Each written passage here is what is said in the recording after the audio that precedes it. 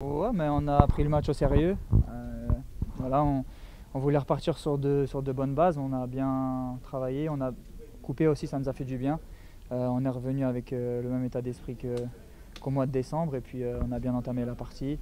On s'est facilité le match, ce que le coach nous avait demandé. Puis après, on a déroulé en étant sérieux. Sans parler de match piège, c'est sûr que c'est match de reprise. De toute façon, quand tu termines le dernier match de l'année, le premier, c'est toujours un petit peu particulier. Mais là, on a quand même l'impression que vous êtes vraiment dans la lancée de ce que vous montriez en fin d'année 2024. Oh, c'est vrai que ça peut être compliqué. Comme j'ai dit, on a coupé, on ne sait pas trop comment chacun va revenir.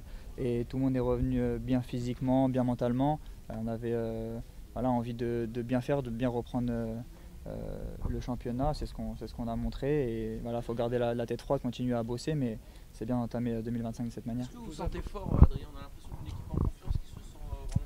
On est en confiance, bien sûr. On est sur des résultats très positifs et surtout des prestations abouties. Voilà. On trouve notre rythme de croisière, on met en place ce qu'on travaille aux entraînements, le coach est content. Il y a des choses à améliorer. Voilà, on aurait pu éviter de prendre ce but. Donc c'est un point aussi négatif. Mais dans l'ensemble, bien sûr qu'on est content, serein. Mais comme je l'ai dit, il faut garder la tête froide, rester intelligent et continuer à travailler. Vous continuez avez repris d'avancer 3 alors points que... d'avance sur Monaco. Vous êtes à 7 points de Paris. Vous regardez plutôt devant ou plutôt derrière? Moi, je suis quelqu'un qui regarde devant. Donc j'essaie de tirer les autres avec moi. Bien sûr, voilà, on connaît l'objectif du club qui est de se qualifier en Champions League. Mais voilà, il faut continuer comme ça, engranger les points. Et puis dans cette deuxième partie de saison, selon moi, tout peut se passer. Donc faut garder cette mentalité qui est juste à ce moment-là. Mais en étant deuxième, là, Adrien, on l'a confirmé votre deuxième place. On trouve que la course à la Ligue des Champions était plutôt serrée jusqu'à présent. Deuxième, troisième, quatrième, cinquième. Là, vous faites quelques différences. Est-ce que c'est important ou pas là? On fait des différences, mais le championnat il est encore très long. Il peut tout se passer. Ça joue. Je pense que ça va jouer dans un mouchoir de poche.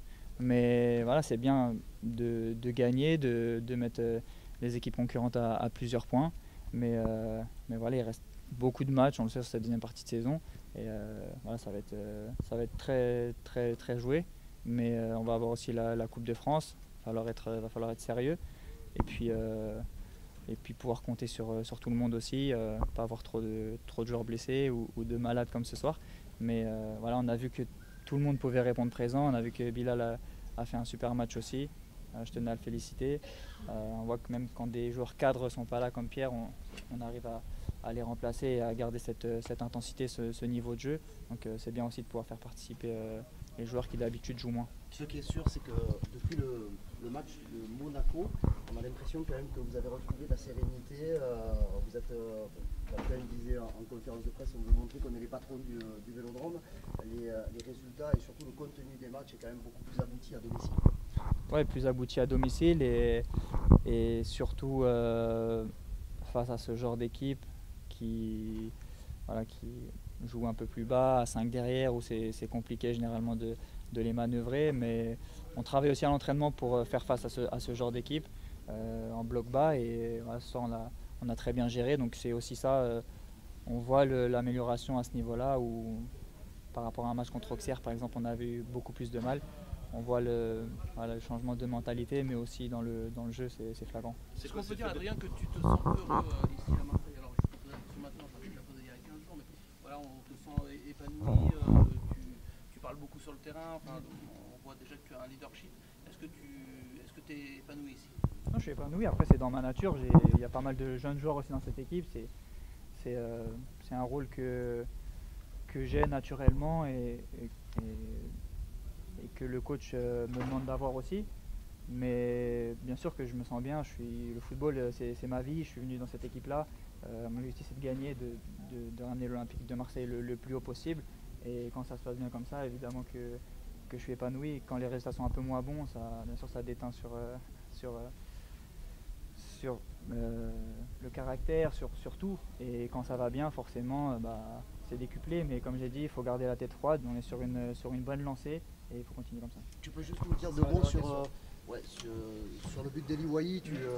Tu regardes, tu montres aux supporters le dos, le nom d'Eli Wahi. C'est c'est un joueur dont vous avez besoin parce que Neil Maupay fait vraiment le travail, mais il faut le garder, il faut le ramener un petit peu dans le chemin où il mérite d'aller. Bien sûr, c'est un jeune joueur avec énormément de talent, on le voit à l'entraînement.